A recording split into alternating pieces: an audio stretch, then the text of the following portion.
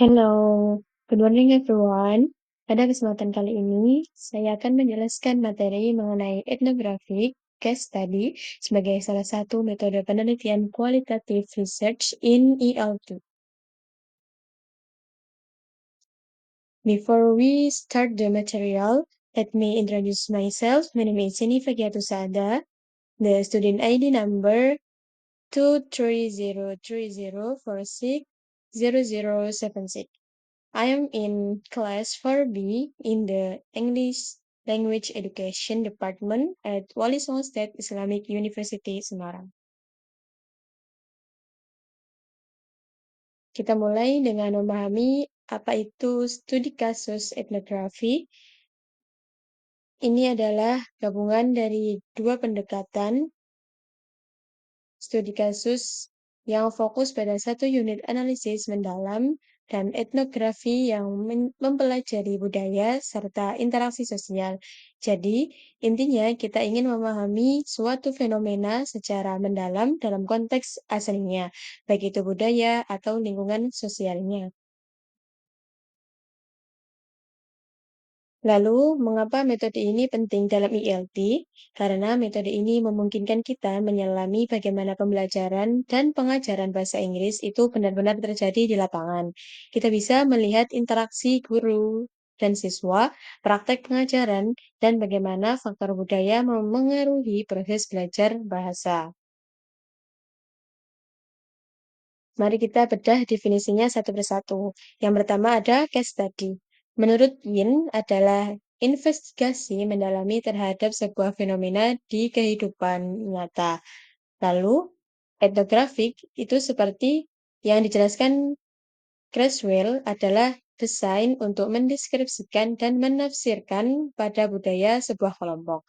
Jadi ketika digabungkan, ethnographic case study itu berarti kita meneliti sebuah kasus yang spesifik, misalnya sebuah kelas, seorang guru, atau program bahasa dengan kacamata etnografi, di mana kita sangat memperhatikan konteks sosial dan budayanya. Beberapa karakteristik utamanya antara lain penelitian ini holistik dan kontekstual, artinya kita melihat kasus secara menyeluruh di lingkungannya. Hasilnya adalah deskripsi yang mendalam dan kaya. Prosesnya bersifat induktif, di mana kita membangun pemahaman dari data, bukan sebaliknya.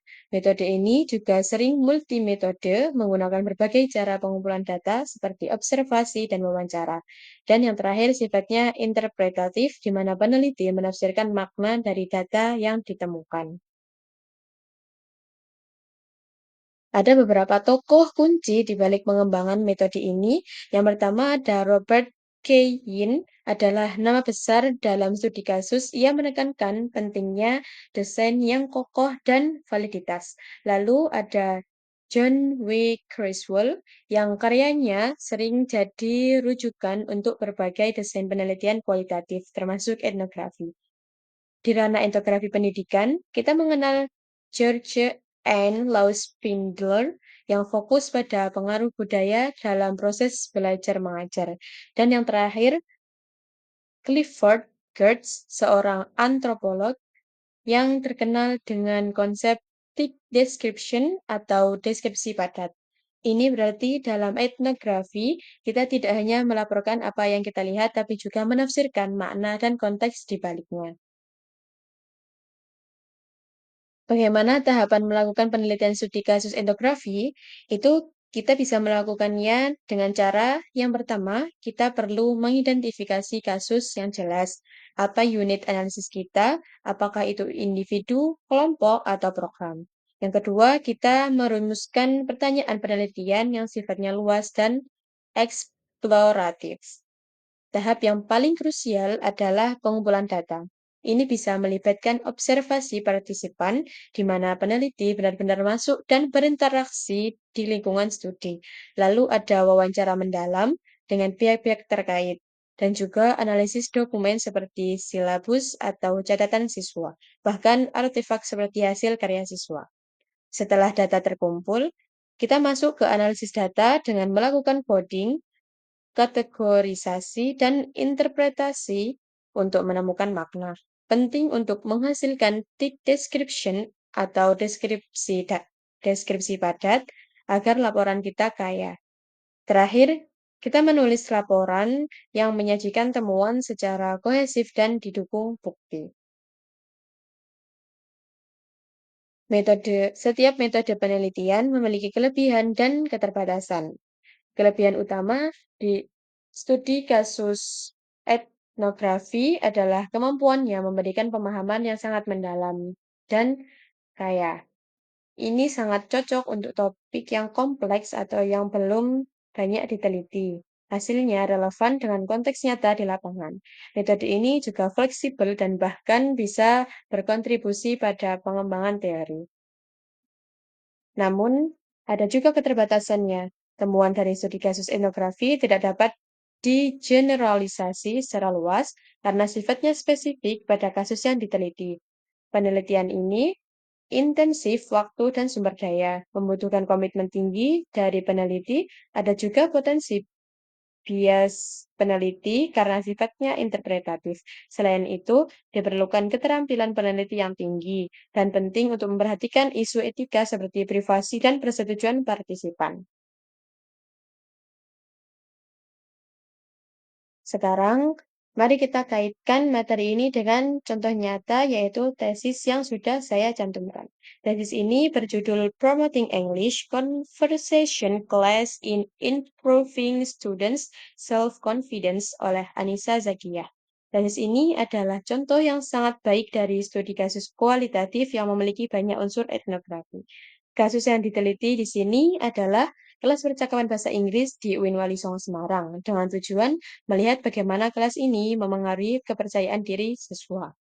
Metode yang digunakan, wawancara mendalam dengan guru dan siswa, serta observasi kelas dengan dokumentasi visual, ini adalah inti dari pengumpulan data kualitatif dan sangat sejalan dengan cara kerja etnografi. Misalnya, pertanyaan seperti, "What is your motivation to speak English?"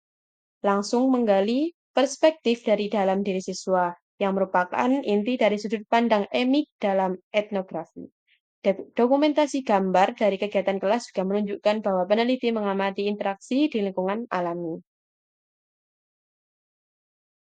Tesis ini menunjukkan elemen kuat dari etnografi case study karena fokus pada satu kasus spesifik, data dikumpulkan di lingkungan alami kelas, sangat menekankan perspektif partisipan melalui wawancara dan menghasilkan pemahaman kontekstual tentang kepercayaan diri siswa dalam setting kelas tersebut. Meskipun sudah sangat baik, jika ingin sepenuhnya menjadi etnografi case study, tesis ini bisa diperdalam lagi. Misalnya, dengan menganalisis lebih jauh konteks sosiokultural yang lebih luas di luar kelas, memberikan tick description yang lebih detail tentang interaksi nonverbal dan norma kelas, serta melakukan pengamatan yang lebih berkelanjutan. Jadi, tesis ini adalah bukti nyata bagaimana pendekatan kualitatif, khususnya studi kasus dengan sentuhan etnografi, dapat memberikan wawasan yang kaya dan mendalam tentang fenomena pembelajaran bahasa Inggris di dunia nyata.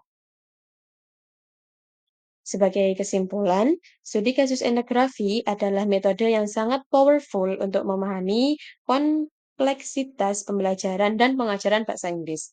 Ini memungkinkan kita mendapatkan pemahaman yang otentik, kaya, dan mendalam tentang fenomena di lapangan.